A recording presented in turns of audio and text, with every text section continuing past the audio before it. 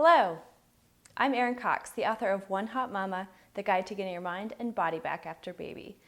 In this series, I'm talking about my own process of getting my mind and body back after having my son Kellen on April 5th. He just had his 4-month appointment today, so I guess he's 4 months old, which is so hard to believe. But this week I'm discussing chapter 9, which is called Soul Searching. And this is something that I think all of us should do after we have our children. You know, sometimes we do some soul searching when we're maybe in our 20s or, right after college or during college when we're young. And maybe some of you are really young mothers. I am an older mother, so I hadn't done this for a while. And for some reason, having children prompted me to really want to look within and really make sure I knew myself, strong in who I am. And so I started evaluating, my strengths, my weaknesses, what I believed in, what I wanted to represent for my children. So many things that we just take for granted every day when we're busy. So evaluating your strengths and weaknesses. Why is that important? Well, if you know what your strengths are, you can do things in your life that enhance your strengths, that use your strengths. Those are your gifts. That's what you're here to do. If your strength is compassion, you should be caring for people or, making people feel good in some way or another. If your weakness, for example, is a lack of discipline, that's a common one, then you have to figure out ways to overcome that. If you're trying to lose weight and you have a weakness for eating 2 bowls of cereal or 2 bowls of ice cream every night, then, it takes a little discipline. So knowing your strengths and weaknesses is just really key for living your best life. And then knowing your beliefs, being strong in your beliefs. Oftentimes I think we don't even know why we believe things. Why do we believe the way we do about politics or about, so many different topics? Is it just something that we grew up believing, or is it something that we have actually researched and we're really firm in the way we believe? I grew up going to a Lutheran church. It was beautiful. It was a wonderful way to grow up. But when I was in graduate school, I thought, something? I'm a Lutheran because I was raised Lutheran. In order to go through this spiritual process, I needed to try other churches. Living in downtown Minneapolis, Minnesota, it was a great opportunity. I tried every church in the region. And you know what was great? They were all wonderful. I got something great out of every single service. And what I realized is the main tenet of almost every service was love. It was very cool. And what I also realized is that having a connection with God can be done through different religions, and it was just a really enlightening experience for me. So then when I chose to go back to a Lutheran church, I knew it was because I was making a conscious decision, and that felt really good to me.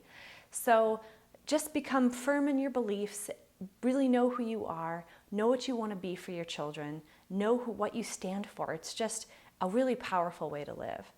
And then the other thing that I talk about in this chapter is how workouts can be spiritual. And, everybody always thinks of yoga as being a spiritual workout, and it is. It's, you have to be completely present. You're focusing on your breathing. You can be praying in your mind. It's very, connecting, and I love that part of it. Namaste, at the end, you say, the light in me honors the light in you, and in that light we are one. Isn't that beautiful? That is very spiritual. But you can also have that spiritual connection when you go exercise outdoors. I went hiking with my husband yesterday, and just hiking up this beautiful hill. The sky was brilliant blue. It smelled so good. The grass is just blowing in the air, and it was green. And we looked out and saw Mount Shasta. So beautiful, very spiritual for me. I have had that spiritual connection many times when I'm in beautiful places, walking or hiking or doing some type of outdoor activity. And then finally, this chapter focuses on solitude.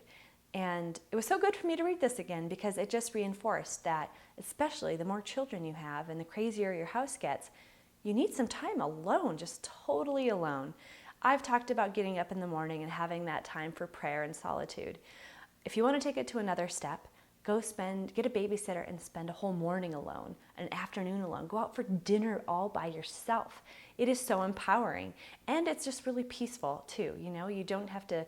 You can just focus on whatever you want to think about. You can focus on nothing. You can just have some time to just focus on yourself. It is really powerful. And when I say solitude, you can also take that to a whole nother level where you take it for a night or a weekend away. You could go, I've always wanted to do a spiritual retreat of some time. And I've done that on my own before, but like a guided spiritual retreat. That's on my bucket list.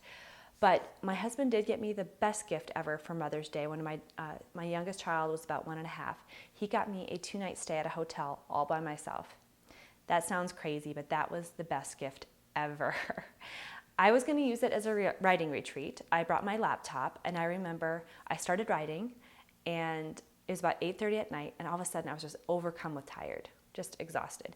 So I put my computer down. I'm like, I'm just going to close my eyes for a minute. I woke up the next day at about 9 o'clock in the morning, and then I had some time. I was so awake and just rejuvenated, and I took some time to meditate and pray, and I had some of the best writing I've had in years. That was just wonderful.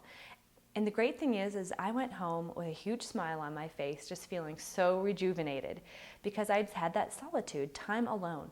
So please, if you get a chance, just for me, go do something totally by yourself. Get some time alone so you can get recentered, get refreshed. It is so powerful. So namaste. Thank you so much for spending this time with me, and I cannot wait to see you next week.